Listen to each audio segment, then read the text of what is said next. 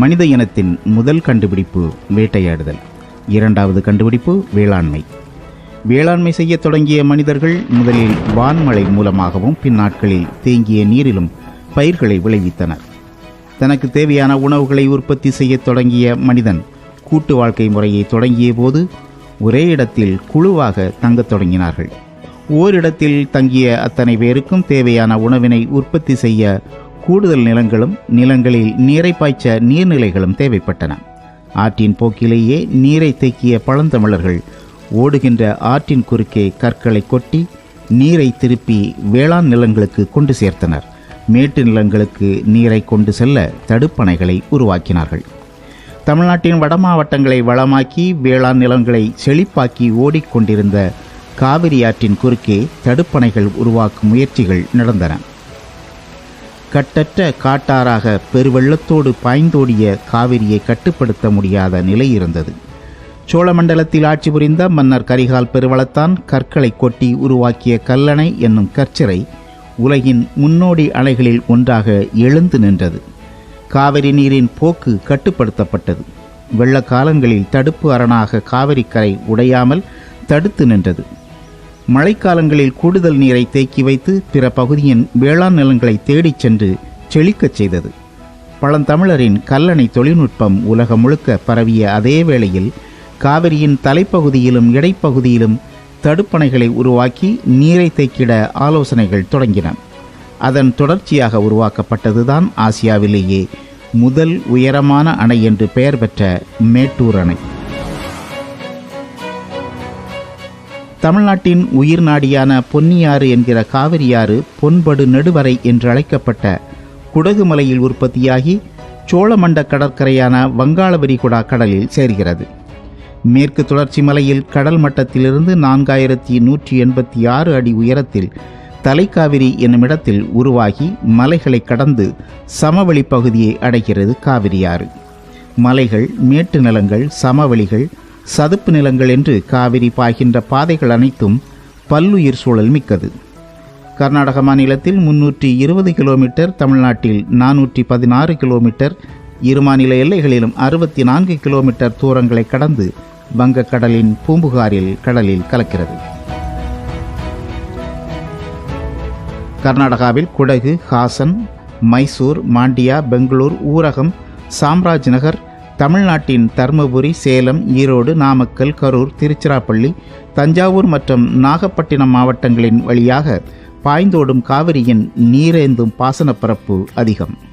காவிரியாறு அதன் துணையாறுகள், கிளையாறுகள் மூலமாக தமிழ்நாட்டில் 43,856 சதுர கிலோமீட்டர் வடிநிலங்களும், கர்நாடகத்தில் 34,273 சதுர கிலோமீட்டர் வடிநிலங்களும், கேரள மாநிலத்தில் 2,866 சதுர கிலோமீட்டர் பகுதிகளும், புதுச்சேரி பகுதியில் 160 சதுர கிலோமீட்டர் பகுதிகளும் இப்போது பாசன வசதி பெற்று வருகின்றன. இப்போது பாய்கின்ற காவிரியில் சராசரி நீரளவு 23,908 கன அடி. அணைக்கட்டுகள் உருவாவதற்கு முன்பு காவிரியின் வேகம் மிக மிக அதிகம். நீரை தடுத்து நிறுத்துவதும் வேறு இடங்களுக்கு திருப்புவதும் மிகவும் கடினம். 2 லட்சம் கன அடி வரை நீரின் பாய்ச்சல் இருந்துள்ளது. திருவிதாங்கூர் சமஸ்தானத்தின் ஆளுகைக்குட்பட்ட பகுதியில் வேளாண்மையை மேம்படுத்திட அணை கட்டும் திட்டத்தினை தஞ்சாவூர் பகுதி விவசாயிகள் கோரிக்கையாக முன்வைத்தனர். திருவிதாங்கூர் சமஸ்தானத்தின் திவான் பகதூர் சர்சிபி ராமசாமி மற்றும் மைசூர் சமஸ்தானத்தின் திவான் பகதூர் விஸ்வேஸ்வரையா ஆகியோரிடையே நடந்த சந்திப்பு மேட்டூர் அணைக்கான ஆலோசனைகளை தொடங்கி வைத்தது.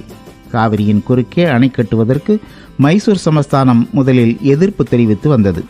காவிரியில் ஏற்படும் மழைக்கால வெள்ளத்தால் வேளாண் நிலங்கள் பாதிக்கப்படுவதையும் சேதங்கள் அதிகமாவதையும் தஞ்சாவூர் பகுதி விவசாயிகள் எடுத்து கூறியும் மைசூர் சமஸ்தானம் அணை கட்ட சம்மதிக்கவில்லை.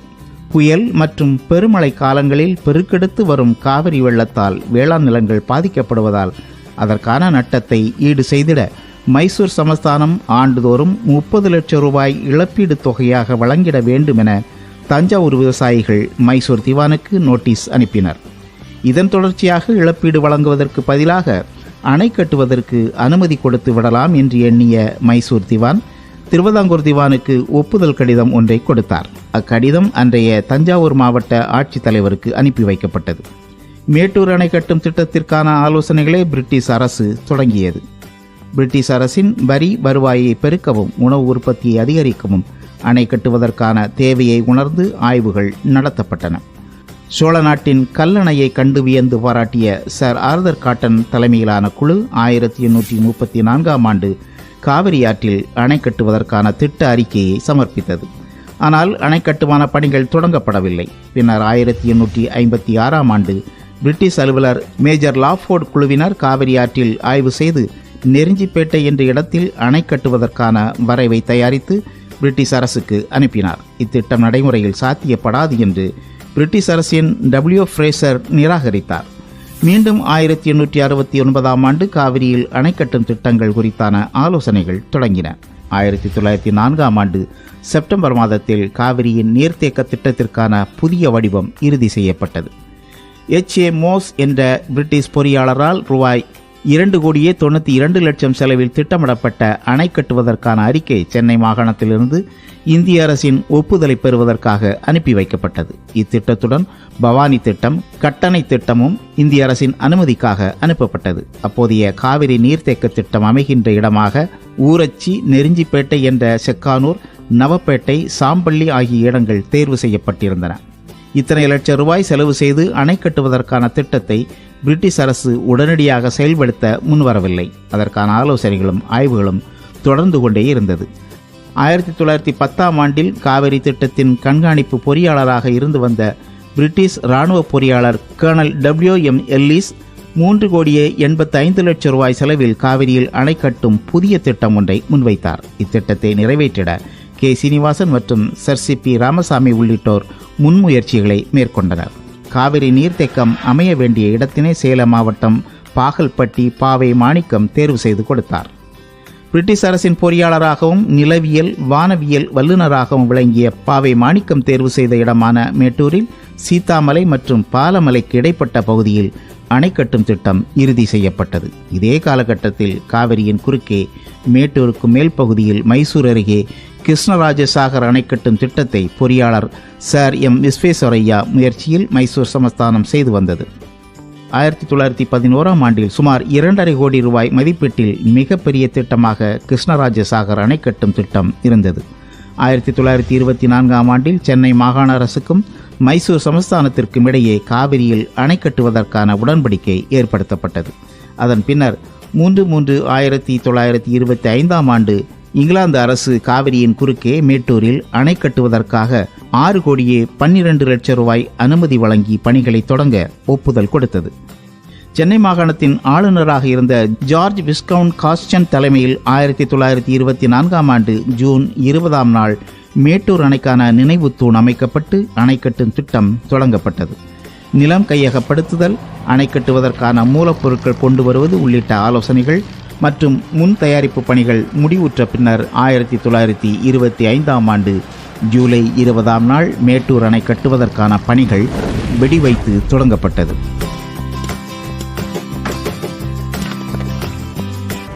மேட்டூர் அணை கட்டுவதற்கு வெள்ள பாதிப்பு மட்டுமே காரணமாக இருக்கவில்லை.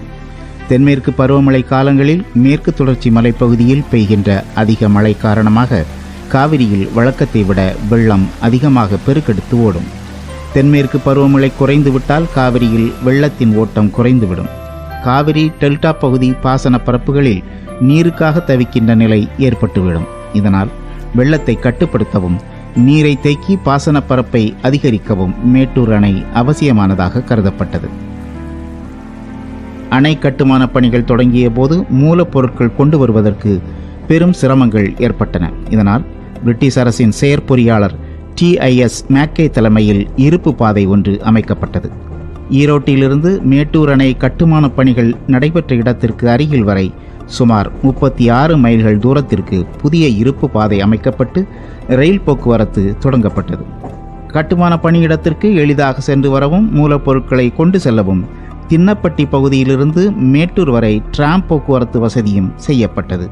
மார்டின் கம்பெனியினர் இப்பணிகளை செய்து முடித்தனர். மேட்டூருக்கு இடதுபுறம் உள்ள பகுதிகளுக்கு சென்று வருவதற்காக புதிதாக ஒரு பாலம் கட்டப்பட்டு 1927ஆம் ஆண்டு ஆகஸ்ட் மாதம் பயன்பாட்டிற்கு வந்தது. அணை கட்டுவதற்கும் அணையின் நீர்பிடிப்பு பகுதிகள் அமையும் இடத்திற்கும் நிலப்பரப்பு அதிக அளவில் தேவையாக இருந்தது. நிலங்களை கையகப்படுத்தி அணை கட்டும் திட்டத்திற்கு உதவிட பிரிட்டிஷ் அரசு தனியாக துணை ஆட்சியர் ஒருவரை நியமனம் செய்தது. அரசின் நிலம், ஜமீன்தாரி நிலங்கள், இனாம் நிலங்கள், வேளாண் நிலங்கள் உட்பட நிலம் கையகப்படுத்தும் போது இழப்பீடுகள் வழங்கப்பட்டன. வேளாண் நிலங்களை கையகப்படுத்தும் போது ஏக்கருக்கு 5 ரூபாய் இழப்பீடாக வழங்கப்பட்டது. சேலம் மாவட்டத்தில் 7409 ஏக்கர், கோயம்புத்தூர் மாவட்டத்தில் 11462 ஏக்கர் நிலங்கள் எடுக்கப்பட்டன. இப்பகுதியில் இருந்த கிராம மக்கள் ஊரை காலி செய்துவிட்டு வெளியேறினர். மொத்தம் 4146 வீடுகள் அந்த இடத்திலிருந்து காலி செய்யப்பட்டன. 1930ஆம் ஆண்டு பிப்ரவரி மாதம் நிலம் கையகப்படுத்தும் பணிகள் முழுவதும் நிறைவு பெற்றது. நேயம்பாடி, செட்டிப்பட்டி, தாளவாடி, பழைய நாயம்பாடி, பாலவாடி, பண்ணவாடி, கோட்டையூர் உள்ளிட்ட 33க்கும் மேற்பட்ட கிராமங்கள் இணைத்து மேட்டூர் அணை உருவானது. கிபி 10ஆம் நூற்றாண்டில் சோழ மன்னர் ஆட்சியில் கட்டப்பட்ட நந்தி முகப்பும் அதற்கு பின் கருவறை அமைந்துள்ள ஜலகண்டீஸ்வரர் கோயிலும் ஆங்கிலேயர் ஆட்சி காலத்தில் கட்டப்பட்ட இரட்டை கோபுர கிறிஸ்தவ ஆலயமும் இன்றும் அடையாள சின்னங்களாய் அணையின் நடுவே அமைந்துள்ளன. பொறியாளர் சார் கிளமெண்ட் முல்லிங்ஸ் தலைமையில் பிரிட்டிஷ் அலுவலர்களும் தமிழ்நாட்டு பொறியாளர்களும் இணைந்து மேட்டூர் அணையை கட்டியெழுப்பும் பணிகளை செய்தனர். சேலம், தருமபுரி, கோவை, ஈரோடு, திருப்பூர் உள்ளிட்ட மேற்கு மாவட்டங்களின் தொழிலாளர்கள் மேட்டூர் அணை கட்டுமான பணிகளில் ஈடுபட்டனர். வேலூர், செங்கல்பட்டு, மதுரை, ராமநாதபுரம், திருநெல்வேலி பகுதிகளிலிருந்தும் மேட்டூர் அணை கட்டுவதற்கான தொழிலாளர்கள் அழைத்து வரப்பட்டனர். ஆண்களுக்கு 7 அணாவும் பெண்களுக்கு 4 அணாவும் சம்பளமாக கொடுக்கப்பட்டன. அணை கட்டும் தொழிலாளர்கள் கட்டுமான பணியிடத்திற்கு அருகிலேயே கூடாரங்கள் அமைக்கப்பட்டு அதில் தங்க வைக்கப்பட்டனர். 18,000 தொழிலாளர்கள் அக்குடியிருப்பில் தங்கியிருந்ததாக குறிப்புகள் தெரிவிக்கின்றன. அலுவலர்களும் பொறியாளர்களும் குடியிருக்க மேட்டூர் நகரம் தனியாக உருவாக்கப்பட்டது. 1926 மார்ச் மாதம் மேட்டூர் டவுன்ஷிப் கட்டி முடிக்கப்பட்டு திறந்து வைக்கப்பட்டது. அணை அமைவிடத்திற்கு வலதுபுறம் ஸ்மித் மலை, ஸ்டோனி மலை, கேம்பல் மலை பகுதிகளில் குழி தோண்டப்பட்டது. இப்பணிகள் மைசூர் புவியியல் ஆய்வாளர் டாக்டர் ஸ்மித், இந்திய அரசின் புவியியல் ஆய்வாளர் விநாயக் ராவ் ஆகியோரின் மேற்பார்வையில் நடைபெற்றது. காவிரியில் வெள்ளம் வந்தால் அதனை எப்படி எதிர்கொள்வது என்பதற்கான தனி ஆய்வுகள் நடைபெற்றன. சராசரியாக 1910ஆம் ஆண்டு வரையிலும் காவிரியில் 2 லட்சம் கன அடி வெள்ளம் பெருக்கெடுத்து ஓடியுள்ளது. 1896இல் 2,07,000 கன அடி வெள்ளமும் 1924இல் அதிகபட்சமாக 4,56,000 கன அடி வெள்ளமும் காவிரியில் கடந்துள்ளது. வெள்ளத்தை வேறு இடங்களுக்கு திருப்பிவிட அணை கட்டப்பட்டு வந்த இடத்திற்கு வலப்புறத்தில் புலிமலை பகுதிக்கு மேற்கே இயற்கையாக அமைந்த தாழ்வான பகுதியின் வழியாக நீர் வெளியேற்றும் அமைப்பு உருவாக்கப்பட்டது.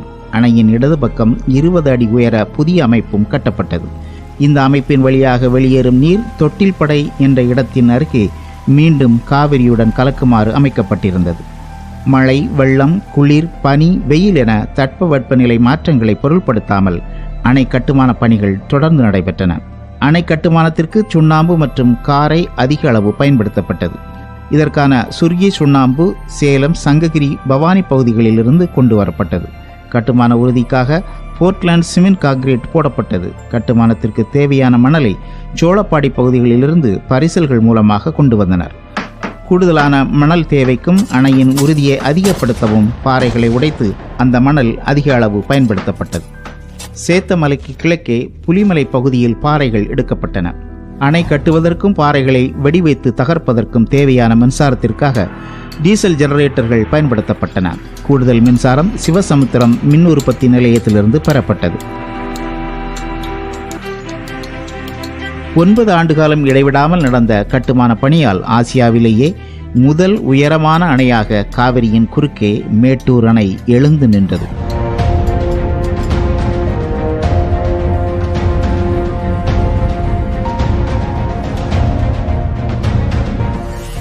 நூற்றி 20 அடி உயரத்திற்கு தண்ணீரை தேக்கும் வகையில் 214 அடி உயரமும் 5300 அடி நீளமும் 171 அடி அகலமும் கொண்டதாக அணை அமைந்திருந்தது.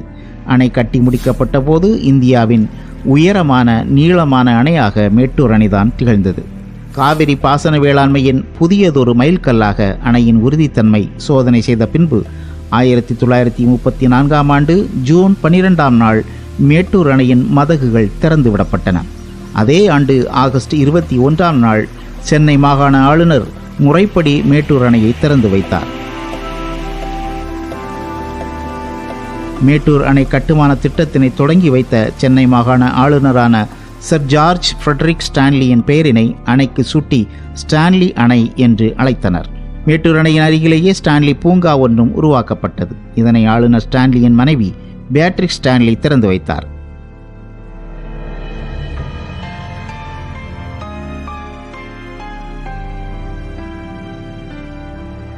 மேட்டூர் அணை அமைந்துள்ள மலைப்பகுதியில் புதிய சாலைகள் அமைக்கப்பட்டு கோயம்புத்தூர் சென்னை இடையிலான புதிய போக்குவரத்தும் தொடங்கப்பட்டது. மேட்டூர் அணையின் கட்டுமான பணிக்காக ஒதுக்கப்பட்ட 7,37,00,000 ரூபாய் திட்ட மதிப்பீட்டில் 6,67,00,000 செலவு செய்து திட்டப்பணிகள் முடிக்கப்பட்டன. மேட்டூர் அணையில் 16 கண் உபரி நீர் போக்கி மதகுகள், 8 கண் மேல்மட்ட மதகுகள், 5 கண் கீழ்மட்ட மதகுகள் அமைக்கப்பட்டிருக்கின்றன. 16 கண் மதகுகள் கொண்டதாக அமைக்கப்பட்ட மேட்டூர் அணையில் 2 சுரங்க மின் திட்டங்கள் செயல்பட்டு வருகின்றன. பிரிட்டிஷ் ஆட்சியில் தொடங்கப்பட்ட சுரங்க மின் திட்டமும் விடுதலை இந்தியாவில் தொடங்கப்பட்ட சுரங்க மின் திட்டமும் மின் உற்பத்தி செய்து வருகிறது. 4 அலகுகள் கொண்ட நீர்மின் நிலையம் மூலமாக மின்சாரம் தயார் செய்யப்படுகிறது. லோயர் மேட்டூர் பவர் ஹவுஸ் 4 பிரிவுகளாக செயல்பட்டு வருகிறது. முதல் பிரிவு சுமார் 10 கிலோமீட்டர் தொலைவில் செக்கனூர் நீர்த்தேக்கத்திலும், 2வது பிரிவு 20 கிலோமீட்டர் தொலைவில் நெருஞ்சிப்பேட்டை நீர்த்தேக்கத்திலும், 3வது பிரிவு பவானி அணையிலிருந்து 16 கிலோமீட்டர் தொலைவில் கொன்னேரிப்பட்டி நீர்த்தேக்கத்திலும், 4வது பிரிவு பவானி அணையிலிருந்து 5 கிலோமீட்டர் தொலைவில் உராச்சிக்கோட்டர் நீர்த்தேக்கத்திலும் அமைக்கப்பட்டுள்ளது. மேட்டூர் அணையிலிருந்து தண்ணீர் திறக்கப்பட்டால் அணை மற்றும் சுரங்க மின் நிலையம் மூலம் 250 மெகாவாட் மற்றும் காவிரி ஆற்றில் 7 கதவணை மின் நிலையங்கள் மூலம் 210 மெகாவாட் மின் உற்பத்தி செய்யப்படுகிறது.